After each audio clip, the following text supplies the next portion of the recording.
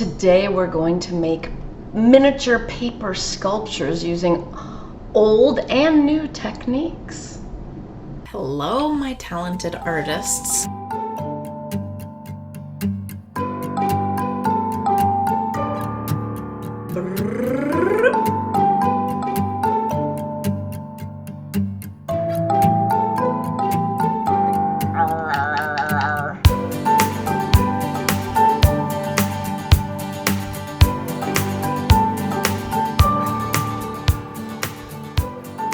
If you like this content, be sure to subscribe and give me a thumbs up. Wait!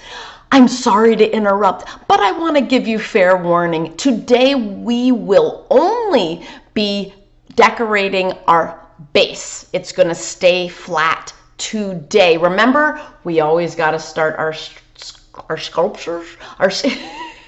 We must start our sculptures with a strong base, visually and physically. Look at these guns. In this session, we're going to learn about color schemes, and we are going to be able to decorate our base. In the next session, we're going to learn about building techniques, and you will get to start building your sculptures. Yay! To build our sculptures, we need paper strips, glue, a base, cardboard base, and scissors. The very first thing you're going to do is you are going to decide on a color scheme. Color scheme is the choice of colors that you use in a particular artwork. Today we are going to be making sculptures, so your color scheme will be the colors that you choose for your sculpture. And we are going to be talking about 3 basic color schemes. I want you to choose between a primary color scheme, which of course is the primary colors, yellow, red, and blue, or a secondary color scheme, which is green, purple, and orange, or a complementary color scheme, which are colors that are opposite each other on the color wheel. What is opposite yellow? What's the complement of yellow on the color wheel? Look directly opposite. That's right, it's purple. So that's a color scheme. You can use different shades of purple and different shades of yellow. What's opposite red? That would be green. Does that look green? It is green, trust me. What is the complement of blue? What's opposite blue on the color wheel? You got it. Orange. Those are the complementary colors. So if you choose a complementary color scheme, you have to choose shades of blue and shades of orange. You can't use the other sets of complementary colors. These are the 3 basic complementary color pairs. If you choose a complementary color scheme, you have to choose one of these, orange and blue, or shades of orange and blue, or purple and yellow, shades of purple and yellow, green and red, shades of green and red. And that's what a complementary color scheme is. Let's review the 3 choices of color schemes that we've talked about so far. The color scheme on the left is the primary color scheme. That means you can only use red, yellow, and blue. This is a painting with a primary color scheme. And you might say, hey, Miss Karen's, white and black aren't primary colors. Well, you are 100% right. They are neutral colors, and in a color scheme, you can add neutral colors. The color scheme on the right is the secondary color scheme, and you can only use purple, green, and orange. Here is an example of a painting with a secondary color scheme. The third color scheme that we talked about was the complementary color scheme. If you choose to use a complementary color scheme, you are going to choose a complementary color pair. That's just two colors. So you can choose purple and yellow, green and red, or blue and orange. Here's an example of a complementary color scheme in a painting. This artist chose the complementary color pair of red and green. Before you decide what your color scheme will be, let's identify the color schemes in some artwork. When the artwork pops up on the screen, you can call out the color scheme, but only one time for each artwork.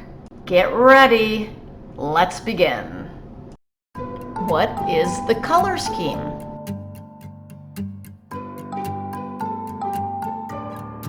Yes, secondary. Complementary. Primary. Complementary. Complementary. Primary. Turn to your elbow partner and tell them what color scheme you have chosen.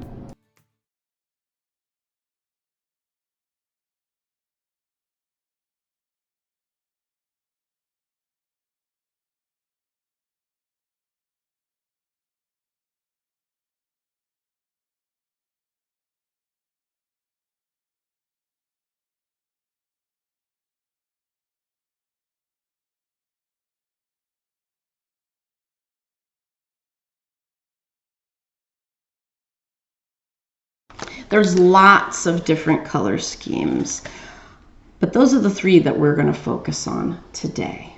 Every sculpture needs a strong base, and we have definitely got one with this nice piece of cardboard that we're going to use. You can leave yours whatever color it is, if it's a neutral color, or you can take your strips of paper and you can cover it or just add strips however you like. They can be, in a row. They could be, you could just have one strip going across like that. In fact, I might do that. That looks cool. Okay, so let's get to the glue. Gluing is very important. What you need to do with this glue is you always need to unscrew it, turn it upside down. You have to squeeze it. Whoops, whoop, the glue's coming right out. That's good. Okay, then you just do dot, dot. You don't need a lot because it is paper. And then what I like to do to make sure it doesn't squish out and keep it neat is I like to smear it to the edge. It's like you're creating your own little sticker. Stickers are sticky all the way to the edge so that they lay flat. So I'm just going to add a red stripe to the base, the part that the viewers will see, and I'm going to make it diagonal. And whenever you glue something down, you'll notice that sometimes there's parts that kind of don't lay flat completely. It needs to be pressed down. So you press it. And I'm going to trim off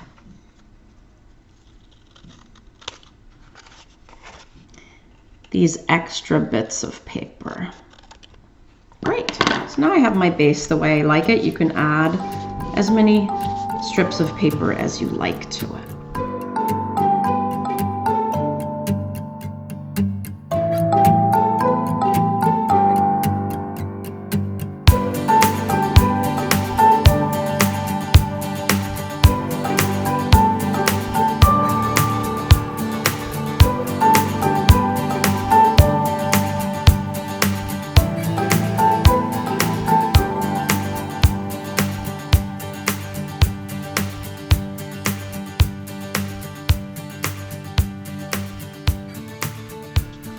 And now I'm going to begin building. Let's talk about some of the basic folding and rolling techniques to make paper strips become three-dimensional.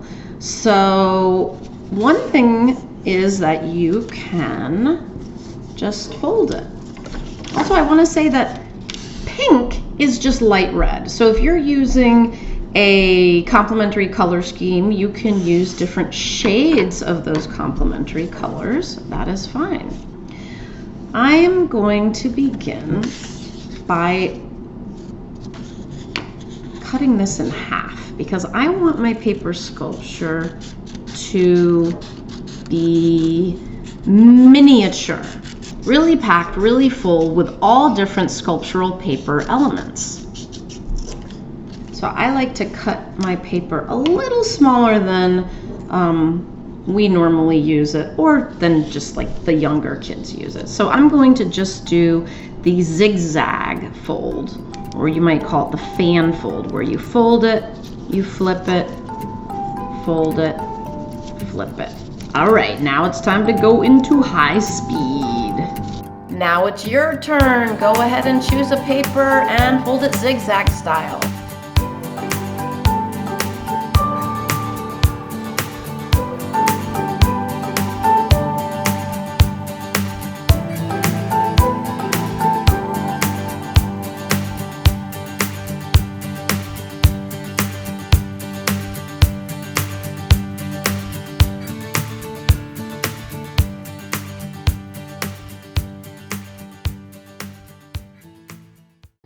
When you get near the end of your paper, you can fold using the thumb method. Just watch what I'm doing here. You can hold it in your hands and just alternate your thumbs and you'll get it folded very quickly.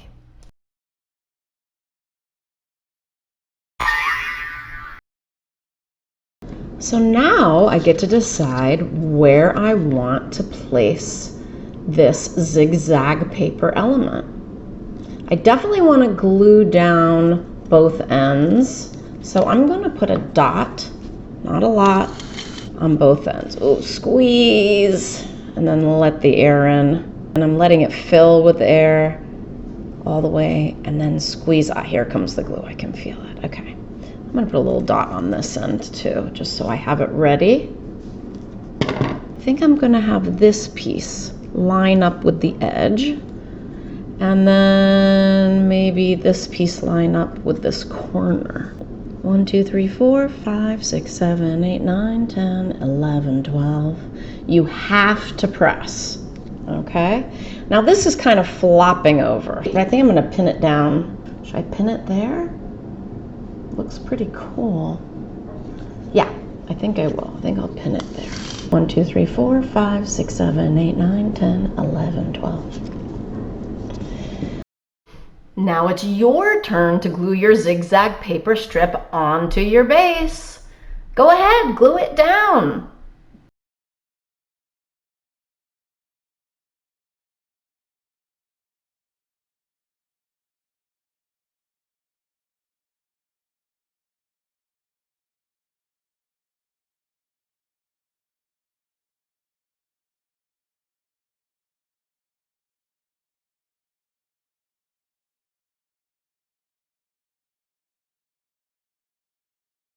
I'm pretty sure you guys remember how to take one paper strip and wrap it around a pencil to make a curl, like that. But let's try it with 2 paper strips. I'm not going to glue anything down because I'm kind of experimenting. And I am going to curl it up, roll it, roll it, roll it, roll it. Of course, you can also just curl one paper strip. You can experiment. Figure out something new. Take it out. So now we could let it be big curl with the 2 different colors. We can take it and glue it down like that. We could tighten it. Put my finger in. Pull it out a little bit. Make a swirl. I think I'm gonna go pull it out the other way because the pink is, oops. I am going to make this stripe skinnier. This is all about experimentation. You guys are big now, so you can really experiment with some of these techniques that you've been using since you were in kindergarten. And remember that not everything turns out exactly the way you like, but it can inform your future decisions. I want to see both colors in my cylinder, so I'm actually going to glue the pink stripe on. Okay, so now remember, whenever you glue, you've got to press. Your fingers will probably get a little messy and you can wipe them on the paper, or you can roll off the glue, but don't spend a lot of time cleaning your hands because they're just going to get messy again. All right, let's try again. So we're going to roll it. You can use your pencil or you can just do it freehand now. And I'm going to roll it so that as it gets taller, you can see both. Oop, I'm running into a problem. So now I know, just glue the very top of the strip, not all the way down when you're trying to make a cylinder with two colors. I made the mistake of gluing it all the way down, and now you don't have to. But it does look useful that there's a little glue on the bigger strip, so you'll have to figure it out. It's all experimentation. So this is a nice tall tower. This is going to be a little bit hard to glue down. So the first thing I'm going to do is I'm going to glue the ends down. I'm going to put a little glue on the end of the green and a little glue on the end of the pink. And then I'm going to press. And I'm going to show you a technique when you have a cylinder that you want to glue down. That's too skinny of a line to glue down. That's not going to glue very effectively. So we are going to make little cuts. They don't need to be too big. All around your cylinder.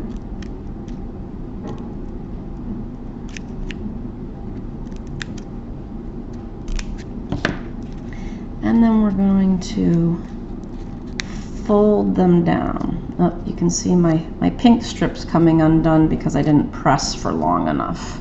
Needs glue. Things are going to come unglued. That is normal. You just have to add more glue and try again. This time I will count. 1, 2, 3, 4, 5, 6, 7, 8, 9, 10, 11, 12. 1, 2, 3, 4, 5, 6, 7, 8, 9, 10, 11, 12. I can even use that extra glue. That should be enough. Now I'm going to add dots of glue on these tabs, which is going to make a really nice, secure base for this little cylinder I want to add. I want you to make sure that the elements are interacting with each other, which means maybe they're going under, maybe they're going over, maybe they're touching. It's starting to look like a little city.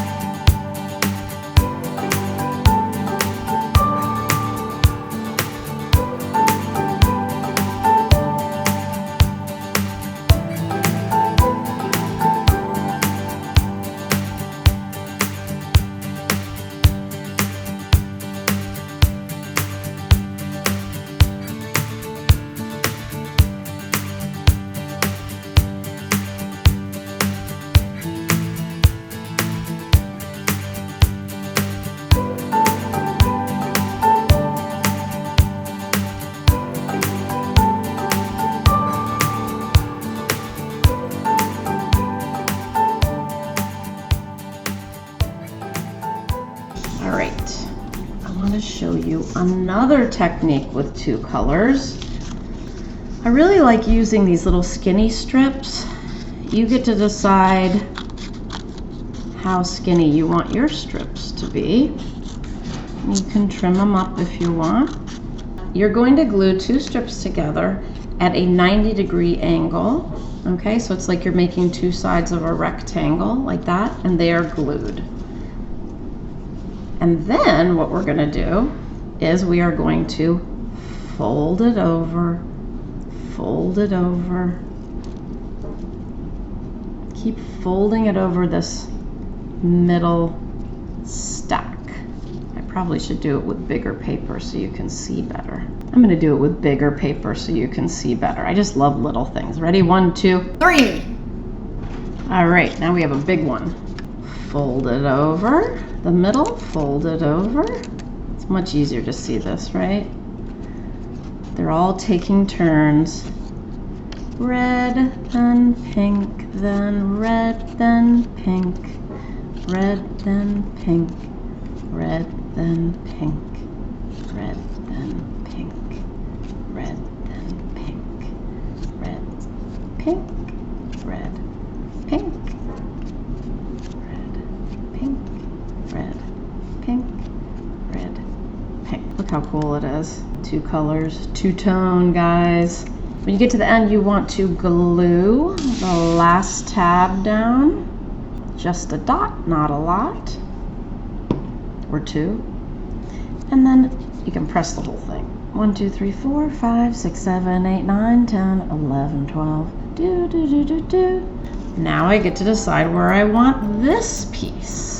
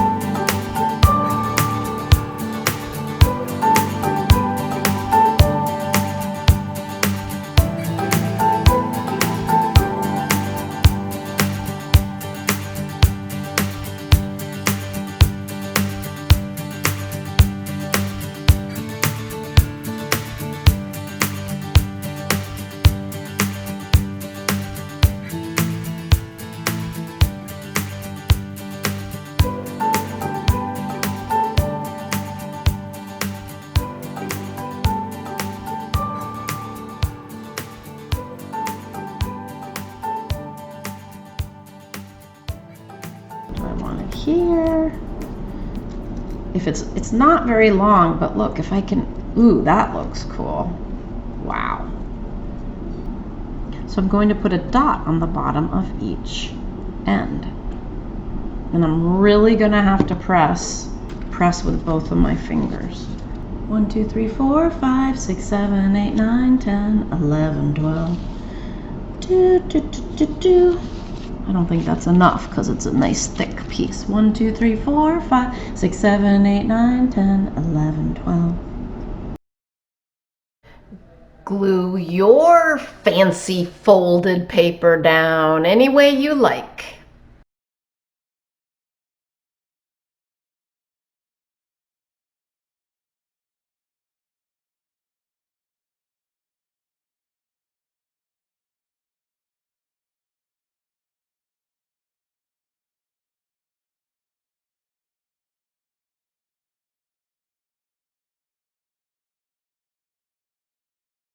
Keep pressing and watch the last instruction.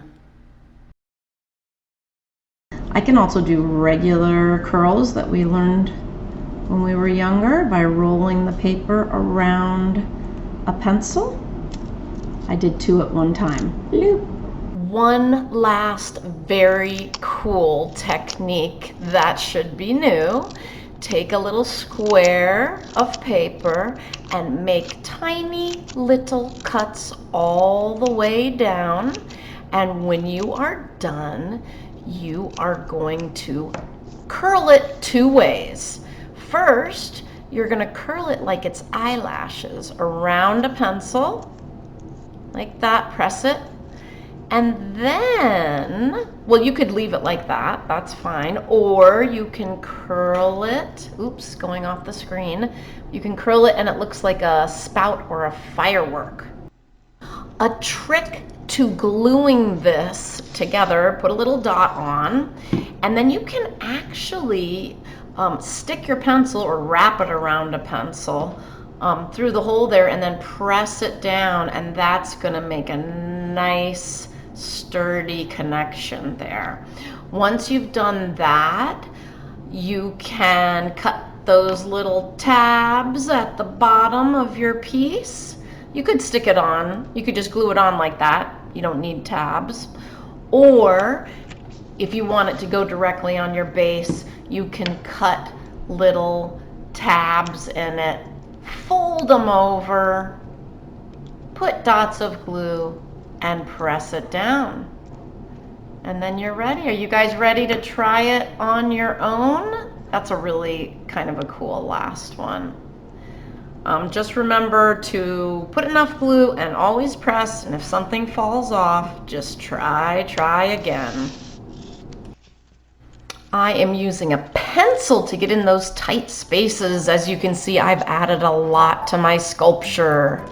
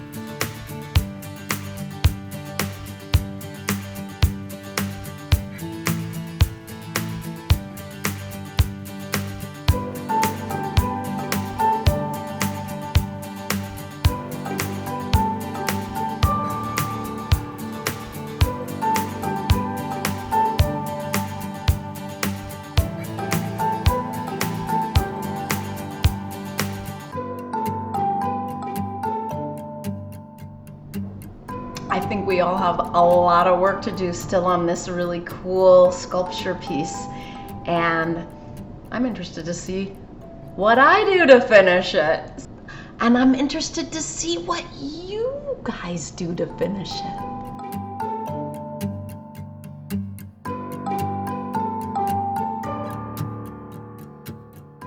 If you like this lesson, be sure to subscribe and give me a thumbs up.